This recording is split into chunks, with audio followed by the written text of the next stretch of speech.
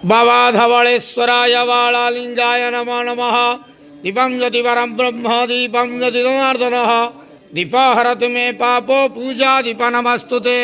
धवलेश्वराय वाळालिंगाय नमो नमः।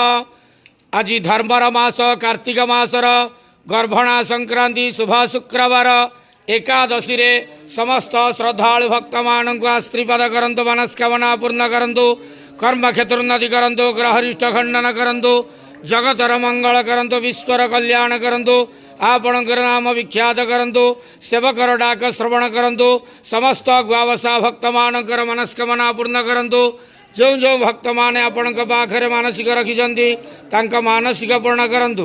बाबा धवलेश्वराय वाळालिंगाय नमो नमः। संसार सुखी रखंतु आनंदे केवार हरि बोलो।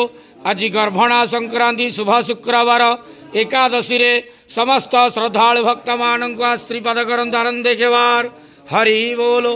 बाबा धवलेश्वराय वाळालिंगाय नमो नमः।